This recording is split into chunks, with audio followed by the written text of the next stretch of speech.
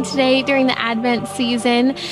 We are joined today by Joette Calabrese. She is a homeopathic medicine practitioner. She's been practicing for over 38 years, seeing thousands of cases. She's the founder and director of the Academy of Practical Homeopathy and Mastery. She's taught and worked with the Prasanta Banerjee Homeopathic Research Foundation in Calcutta, India, and has served on the honorary board of the Weston A. Price Foundation. You can learn more about her work, check out some of her programs if you're interested in learning more about homeopathy at joetteslearningcenter.com. That's JOETTES learningcenter.com. I want to dive into how homeopathy treats day-to-day and chronic ailments. I grew up with homeopathy. My mom had that book that would help us kind of page through what was going on. I used it. I never would have thought during labor and postpartum it was a huge help. I didn't do any pain medication or anything, and it was huge. And recovery was great with both of my children. Joette, in your courses, you teach people how to treat those day-to-day things that come up to try and avoid having to pick up and go to the doctor's office, to urgent care. And it's so surprising all that can be addressed. So talk to me a little bit about treating the day-to-day with homeopathy. Well, let's talk about what many moms and grandmothers often suffer from. And that is anxiety or worry, too much worry, feeling overwhelmed, perhaps even insomnia, wringing their hands, feeling like there's too many concerns, this child, or that child, or my father's not doing well. That worry can be such a burden. Now, I don't use homeopathy unless there is a reason to do so. But this medicine I'm going to tell you about is so gobsmacking. It's so gentle. And you can use it and then stop using it, of course, as soon as it starts acting. And sometimes it only takes a dose or two for it to relieve the person of the suffering. And the medicine is called Ignatia Amara, Ignatia Amara, Amara. And I like to use it in either a 30C or a 200C. And it's named after Saint Ignatius, by the way. So it's a medicine that is readily found. We don't use it forever. That's the whole idea of homeopathy. The goal of homeopathy is to make the correction and allow the person to move on. But if the symptoms return, the wringing of the hands or the worry or feeling just too overwhelmed by life, what the world has gone through in the last several years, those 4 years were Ignatia years if I ever saw them. And so you use them for twice a day for a few days and see how it goes. And if there's improvement, much improvement, then we simply stop, halt the use of it. If it comes back again, a week later, 2 weeks later, 3 months later, we reinstate it. And then eventually, or maybe not so eventual, we'll find that it's really not needed that often. What about, for example, something such as navigating cold? Onset of cold symptoms come on, people get sick. It seems to me that ever since COVID, immune systems are more hit than ever before. No matter how hard I try to boost up our immune systems, the exposure is so severe. And unless you're hiding from everyone in the world, it's hard not to be exposed today. What do you recommend, if anything, other than just riding out the colds that we all have to suffer? Well, we can ride out the cold, and I don't think it's necessary to take a homeopathic medicine for everything. But let me turn you on to a medicine that's a combination medicine, and that happens to be made by Boron, Boiron, and it's called Cold Calm, COLD Calm, CALM, Cold Calm. And you can buy it on Amazon or, as I said, in grocery stores, etc. But let's say someone's listening to this and they're in another country and they don't have Cold Calm available. And that's happened many times. I urge folks to use the medicine Aconitum, ACONITUM, Aconitum 200, and mix it, believe it or not, in the mouth at the same time as Bryonia, Bryonia 30. That's Aconitum 200 mixed with Bryonia 30. At the first sensation as though, something's happening here. And so I actually, at certain times of the year, keep both cold calm and aconitum Bryonia. I used to. I don't do it so much anymore. I just don't find I get these things any longer. So with my last pregnancy, I had severe morning sickness. Why they call it morning sickness, I don't know. It was all day, all night. I mean, I was having pain in my stomach all day and night. I could go on. It was some of the worst symptoms. And I was put onto a couple homeopathic remedies that were like jaw-dropping. It started treating it within a couple of days. It was Nox vomica, and then I think the other one was, it starts with an I. I know you're going to know what it is. Ipecac. Ipecac. Yeah, I could not believe just the turnaround, and I took it for a couple days, and that was it. And it significantly helped. You know, another one those are very good ones for nausea during pregnancy, but you know, another really great one, and this falls right back into homeopathy, similar pathology, is the remedy called tobacum, which is homeopathic tobacco that's been diluted 30 times to the 100th power, and then it will uproot the condition that tobacco would cause. If you think back, if any of you smoked, I smoked, back in the 60s.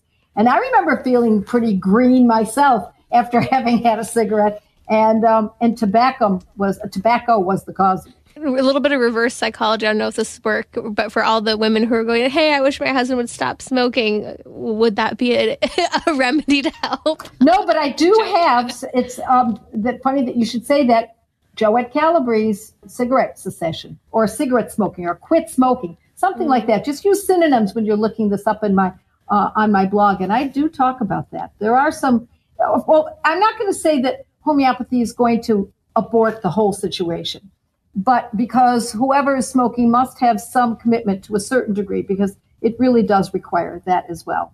Mm-hmm. We had a really horrific injury in our house a couple weeks ago with my 1-year-old. She fell, and it was just bad. You knew she was in pain, and she was. And, there's so much controversy and discomfort today over the use of things such as ibuprofen and Tylenol for children. I think the more you look at the research, the more disheartening it is. And I would love to kind of hear, what are your thoughts on helping to navigate whether it's pain or overcoming injuries in the day-to-day that just happen, especially with children? Especially first moms may not realize this. And maybe sometimes even seasoned moms, that really the danger in children's lives is not around an ear infection or a sore throat or an eye infection or an upset stomach. Fevers, those are, as long as they're within the childhood diseases category, that's not where the danger lies. The danger more lies in injuries, falling, getting burned, getting into deep water, etc. So let's indeed talk about that, because that's where homeopathy certainly can shine. Arnica, Montana. And I have to mention that Arnica, Montana is a medicine that's used in a product called Synec, meaning sin, meaning not, and ek, meaning ecchymosis. It's a fascinating product. It's only Arnica, and it's used by many plastic surgeons throughout the U.S. and Canada. Because they know that after plastic surgery, especially facial, one of the biggest problems is ecchymosis, which is black and blue, essentially. And that the swelling can take a long time, and there's a lot of pain. And Synec, made of Arnica, Montana, it's only Arnica, Montana, that's all it is, it just has another name, will not only treat the condition, but abort the problem in about half the time. And so then the surgeon looks like a hero. And they don't know that it's homeopathy and it's Arnica, and you're treating the pain, the swelling, the bruising, all of it. And that's why you mentioned using it for everything from birth to postpartum to injuries for adults and children. And Arnica, I mean, if there's like one thing we have, if we run out of Arnica, I'm going, no. Yeah, it's a very important remedy to have on hand. And it's good to have in a 30th potency, that's 30C, Arnica Montana 30C, or Arnica Montana 200C. Could you mention maybe one other common day-to-day ailment that people have that you see they're needing to address and be capable of addressing themselves within their home? Yes. How about when someone eats normally at home, good food that the mom is preparing, And then they go out to a restaurant, which is a little unusual for them. They eat foods that are not common to their diet, or they have too much ice cream, or they have too many desserts. And so the food is not common to generally not common to their gut. And then they feel sick. They can either have a stomach ache or nausea. It can even cause constipation, etc. And the medicine is called pulsatilla. Pulsatilla. And this one is best, if we're going to use it in this form, for this particular condition, is best in a 30C. Pulsatilla 30C for restaurant food. Ailments from restaurant food. Fascinating. I mean, how often do you hear that today? It's so true. And I understand that from like the food allergy perspective, but people feel so sick after they go out to eat often, which is a whole nother topic in and of itself. But you're saying this helps to ease that discomfort and outright pain, and among other things that people experience when they eat out. So that also, Timmerie, the other idea is that not only does it ease the pain or the discomfort or the nausea or whatever the bloating that might be associated at that moment in time, but the next time there's an indiscretion, a dietary indiscretion, it may not bother them quite as severely, because the goal here is to uproot, not to be dependent.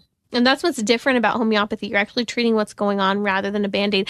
Joette, I would love to just hear some of the little touch points, kind of touching on our Catholic faith, and that I had no idea until today that St. Mother Teresa used homeopathy in much of her work. Can you share a little bit about that?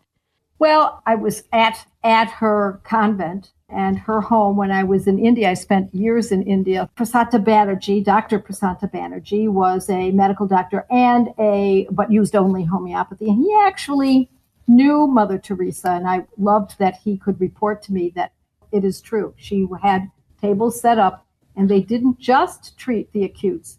They treated long-term infections and many other conditions that the poorest of the poor were suffering in Calcutta. I love having that first step connection. It would be good for people to know that the Grand Cross was bestowed upon a homeopathic physician, and that is the highest honor a pope can give to a layperson. And it was to honor him because of the cholera epidemic that occurred in especially Italy, and the Vatican, of course, in the 1800s. And so he won that award, and many other awards were given to homeopathic physicians in Italy by popes, and because of their great work in infectious diseases. That's a very special part of our faith. And another one I want to talk about is Antonio Negro, was a medical doctor of Naples, and he was a leading Italian homeopathic physician in, the last part of the last century, I should say. He was the homeopathic doctor to Pope Paul VI, and he was granted the Order of St. Gregory for his work in homeopathy, as well as his son, who also treated Pope John Paul II. We homeopaths, we Catholics, have a lovely tapestry of a history that's been intertwined for a long time, whether someone is of our faith or not. What really pulls this all together is that it fits in such a tidy fashion in my lifestyle. I homeschooled, I home birthed, I made my own foods, home cooking, I homeschooled. I wanted to have a medicine that I could use, that I had the ability to utilize without resorting to synthetic, patented drugs of commerce. These medicines, these homeopathic medicines, are not synthetic, they're not patented. That's why they're so inexpensive, because there is no patent. They're simply made by this dilution process. That's all it is. It's a very specific process. And so I wanted that autonomy, and that's exactly what it gave me. And it's phenomenal to see that when you have this tool, it's widely used in Europe and other places in the world. And even I remember learning that the Vatican had a homeopathic doctor in residence for decades up until recently. It's neat to learn about how this was so part of our culture, but yet you have Big Pharma, you have the conversations Western medicine can be wonderful, but often overused in our modern day-to-day. And if we can be empowered to care and treat our families, to have a greater confidence in navigating our health, it's a game changer. And I know that this is something that my mom had when she was raising myself and my siblings, and now I have in my arsenal when treating and caring for my children. Joy, I want to take a few more questions because I know some have come in. We've had multiple questions come in about allergies. Let's see. Let's take Claire from St. Louis first. Claire, welcome to Trending. What's your question for Joette? Hi. Yes, as mentioned, allergies. So I seem to have an allergy for every season. A lovely gift from my mother, who I love very much, but pollen in the spring, summer and fall, plants, trees and ragweed and all the fun stuff. And then the winter, just the dry air and all the dust that seems to collect. Because let's face it, we all get lazy and busy with the holidays, so we might forget to do the dusting. So I was just curious what you would recommend for someone who suffers from allergies, all different kinds, throughout the year. What would you recommend homeopathy-wise for someone with allergies? Well, I have an entire course called Allergic. And the reason it's an entire course is because allergies are so broad. Some people have allergies to foods. Sometimes it's called food intolerances. Others have allergies to chemicals, so it's chemical sensitivities. Others are, like you say, seasonal allergies. Others have allergies to perfumes and to wool and feathers and dogs, et cetera, et cetera. The list is very, very long. Now, we don't necessarily use a homeopathic medicine for each of those conditions, because generally speaking, if a person has an allergy to one substance, it often carries over into other substances as well. And so if you want to really delve deeply into this, then I would urge you to go to Joette's Learning Center and go down to the course titled Allergies. But let's say you don't want to go that far. You want to just dip your toe into this. Then, again, I would urge you to go to my blog, Joette Calabrese, and put the word allergies. Hay fever, spring allergies, and there it is. All the information, not the all, but a good amount of information that will help people with seasonal allergies. I've suffered them myself. I used to have extreme chemical sensitivities. I had extreme food intolerances. And I no longer have any of those conditions. And it only gets better. Now, I'm going to tell you, though, that, and warn everybody who's doing this, certain conditions in homeopathy can be addressed within sometimes minutes. That can work very quickly because it's an acute. But when it comes to a chronic, more often it can take a good deal longer. And so allergies can take many months, sometimes even up to a year. Now, what I mean by that is not that it takes a year before you see a shift. No. We usually see a shift within a month or so. Very small, just a little leap, just a little hop. And then a couple months later, we notice, wow, this is not bothering me as much. And I always say we have 3 magic markers to determine whether or not the medicine that we're using, the homeopathic medicine, is acting. And the first marker is there's less intensity to the symptoms. The second magic marker is that it lasts for a shorter period of time. In other words, instead of having the sniffling and sneezing and perhaps fatigue, instead of it lasting all day, it lasts only a few hours. And the third magic marker is that it's a larger space between each episode of its occurrence.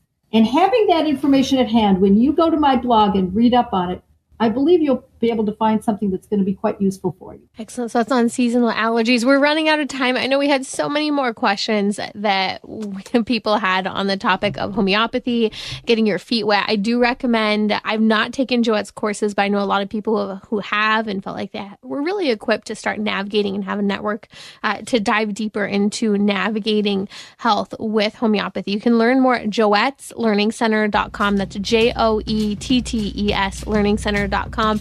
Thank you so much for your time, Joette, and we'll have to have you back on again soon.